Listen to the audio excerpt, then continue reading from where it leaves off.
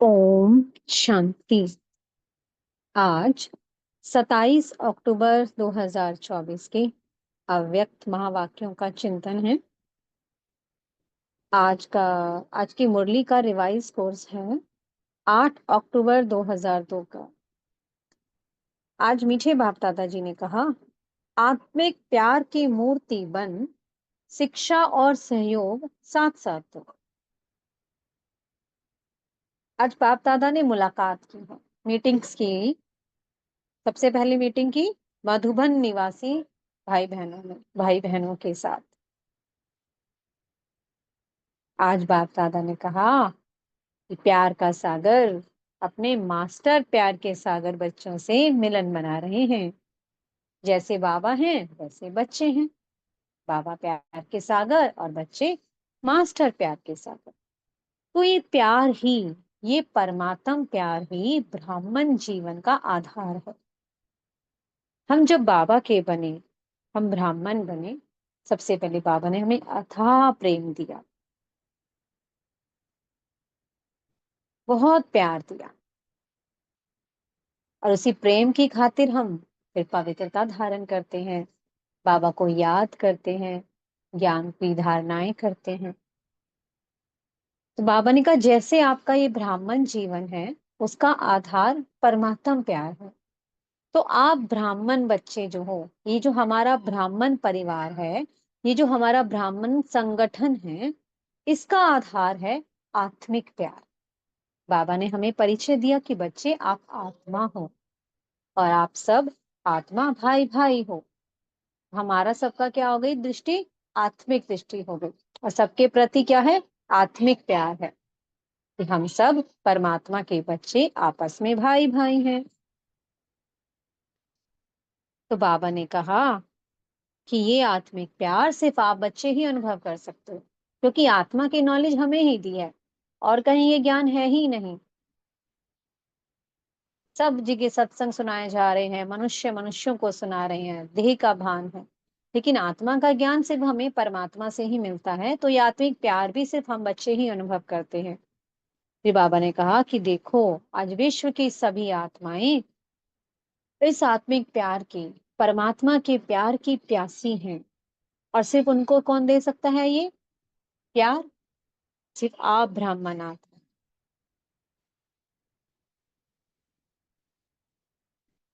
अब ऐसी प्यासी आत्माओं की प्यास को पूर्ण करना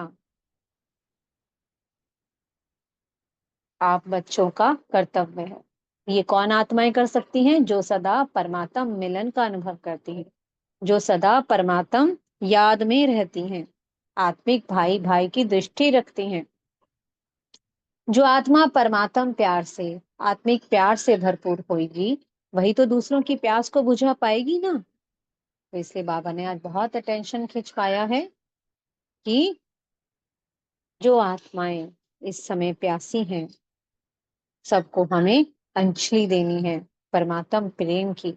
सबको आत्मा भाई की दृष्टि से देखना है। जब हम किसी को आत्मा भाई की दृष्टि से देखते हैं, तो जो परमात्म प्रेम हम रिसीव कर रहे हैं, जो हम गुण शक्तियां रिसीव कर रहे हैं, वो आत्माएं भी उन्हें रिसीव करती हैं, क्योंकि आत्मिक दृष्टि है हमारी। अगर देहभान की दृष्टि से देखेंगे तो वो आत्माएं रिसीव नहीं करेंगी। सिर्फ आत्मिक दृष्टि के द्वारा ही हम आत्माएं उन आत्माओं को प्रेम की, परमात्म प्रेम की अंजलि दे सकती हैं। तो बाबा ने पूछा कि आप सब अनुभव करते हो ये आत्मिक प्यार, परमात्म प्रेम, आत्मिक प्रेम अनुभव करते हो संगठन के बीच में, संबंध संपर्क में जब आते हो?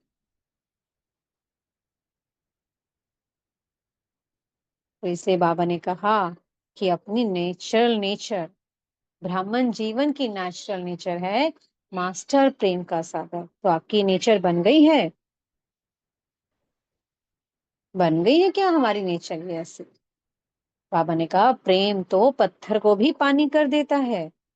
तो आप जो परमात्मा प्रेम को रिसीव करते हैं आत्मिक प्यार से, क्या आत्माओं के नेचर को परिवर्तन नहीं कर सकते? चाहे कैसी भी आत्मा हो आपको, चाहे वो कुछ भी दे, तो क्या आप अपने प्रेम से उन आत्माओं का परिवर्तन नहीं कर सकते हैं? तो ये वही कर सकता है जिसने अपनी नेचर सच्ची सच्ची ब्राह्मण नेचर बना ली है, अर्थात मास्टर प्रेम का सागर।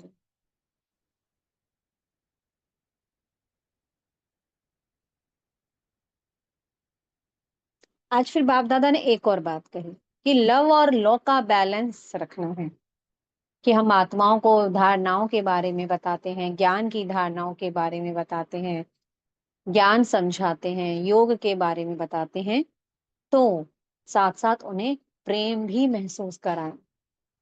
ऐसा नहीं कि हमने उन्हें लॉ तो समझा दिए, ये डिसिप्लिन हैं, ये धारणाएं हैं, ये करना होता है, साथ में उन्हें प्रेम भी महसूस हो। नहीं तो कमजोर आत्माएं कर नहीं पाती हैं, उन्हें लगता है कि सिर्फ यहाँ तो बहुत स्ट्रिक्ट रेगुलेशंस हैं, बहुत ज्यादा स्ट्रिक्टनेस है। नहीं, जब हम उन्हें आत्मिक प्रेम देते हैं तो वो उस प्रेम से उस लॉ को, उन डिसिप्लिन्स को, जो जो बाबा के फरमान मिलते हैं, जो जो बाबा के रूल्स से बने हुए हैं, उन सबको बहुत आसानी से फॉलो कर पाती हैं। वरना फिर आत्माएं दिल शिकस्त हो जाती हैं। इसलिए बाबा ने कहा कि आप आत्मिक प्रेम की मूर्ति बन गए हो, तो जो आत्मिक प्रेम की मूर्त बन जाता है, वही आत्मा लव और लो का बैलेंस रख सकती है। इसमें बाबा ने उदाहरण क्या दिया, बाप दादा का।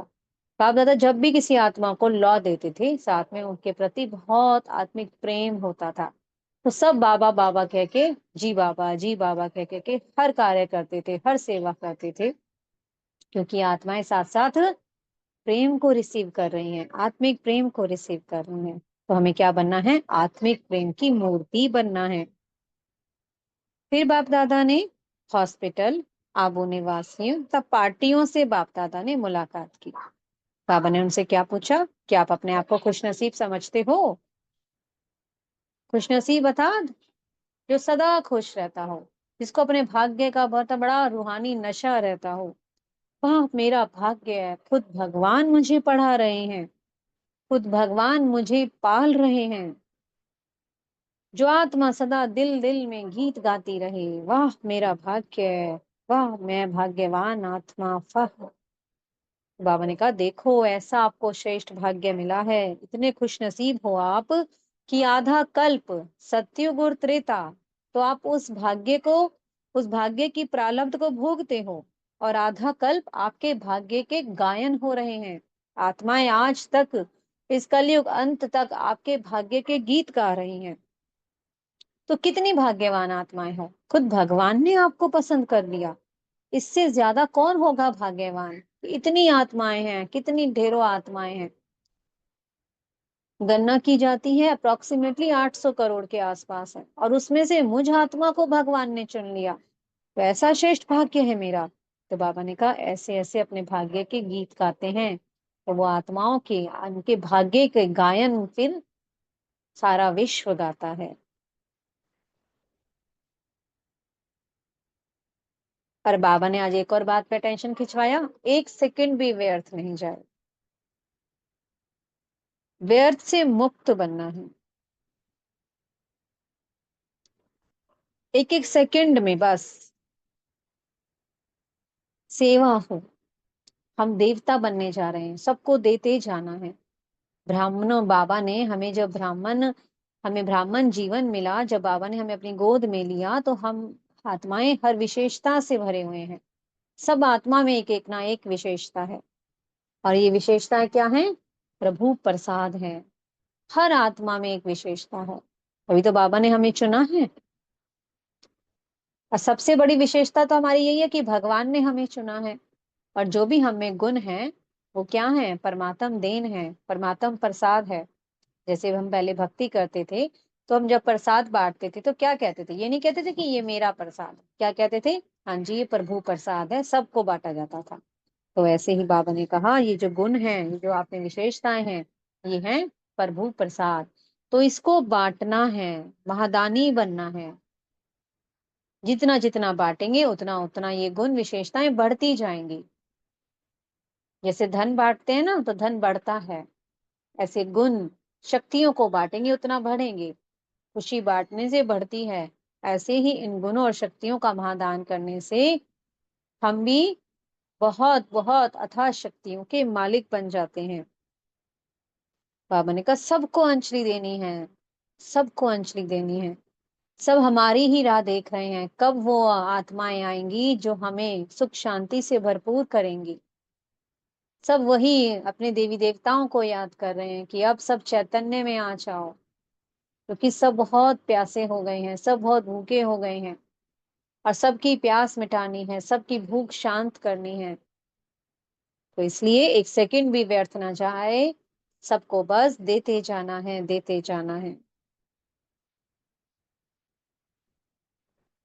देवता माना देने वाले, सबको खुशियां देनी है। कभी कभी कभी मूड ऑफ नहीं करना है अपना, क्योंकि जो कोई मूड ऑफ कर लेगा तो फिर वो कैसे खुशी दे सकता है। खुशी हो हमारी स्थायी खुशी, ऐसा नहीं कि आज खुश हैं थोड़ी देर बाद गायब हो गई, आज खुश हैं कल दुखी हो गए, नहीं। हमेशा खुशी। और खुशी किस में रहती है? जब आत्मा देती जाती है, जितना बांटोगे उतना वो बढ़ता जाएगा। धन दिए धन ना खुटे,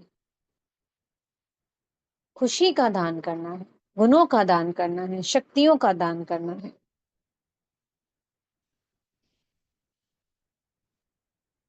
तो जो जितना देगा उतना वो खुशी उसमें बढ़ती जाएगी, वो गुण बढ़ता जाएगा। फिर आज बाप दादा ने सेवाधारियों से मुलाकात की।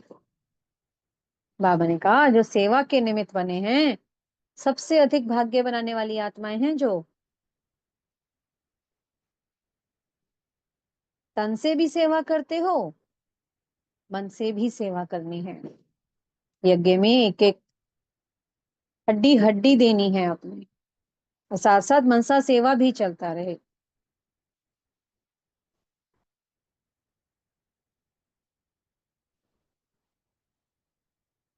कि जितने समय हम सेवा करते हैं, आत्माओं की दुआएं प्राप्त होती हैं। बाबा ने कहा आप डबल सेवाधारी हो या सिंगल सेवाधारी हो? हम कौन है? डबल सेवाधारी। एक और हम तन से सेवा कर रहे हैं, मधुबन में सेवाएं चलती रहती है ना, एक और तन से सेवा, दूसरी और मन से भी सेवा, मनसा सेवा होती रहे। बाबा को याद भी कर रहे हैं, साथ साथ वो गुण शक्तियां स्वयं में भरकर अपने ओर से चारों ओर फैला भी रहे हैं। तो ये हो गई मनसा सेवा।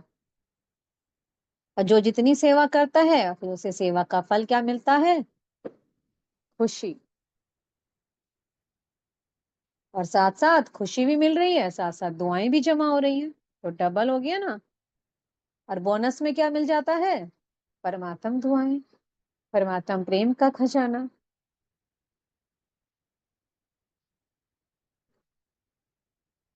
बाबा कहने लगे मधुबन का अर्थ क्या है? याद और सेवा, बस सेवा सेवा सेवा।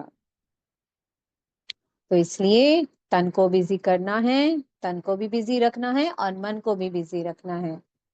हाथ काटे और दिल यार दे। हाथों से काम करते रहो, सेवा करते रहो तन से, और मन उस परमात्मा की याद में लगा रहे।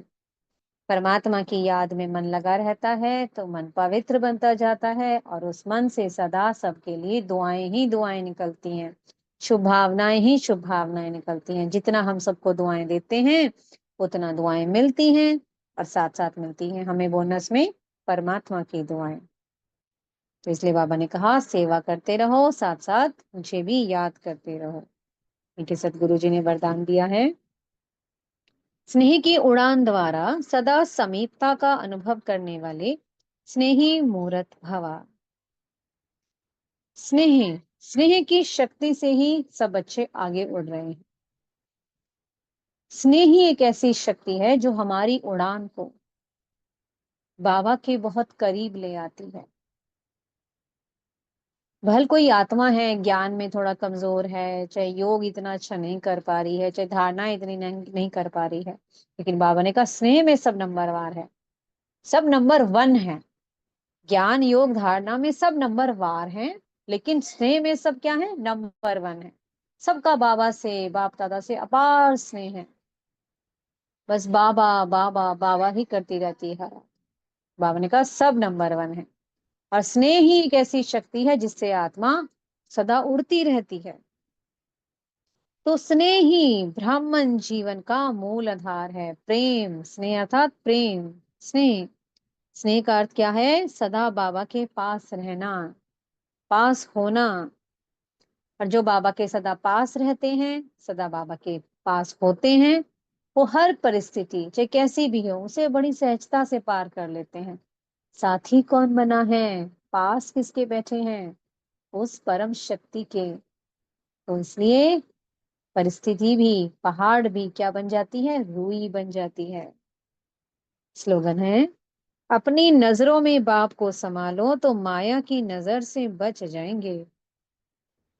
तो बस नैनों में बाबा को संभालो तो कोई और नजरों में आ ही नहीं सकता है। ना हम किसी और की नजरों में आ सकते हैं, ना हमारी नजरों में कोई आ सकता है। तो इसलिए सदा बाबा को अपने नैनों में समाये रखो। जो बाबा को नैनों में समाये रखते हैं, बाबा उन्हें अपने नैनों में समाये रखते हैं। और जो बाप के नैनों में समाया हुआ है वो सदा सेफ है, सदा सुरक्षित है। तो इसलिए सदा बाप को अपने नैनों में संभालो तो हम फिर बाप के नैनों में समा जाएंगे।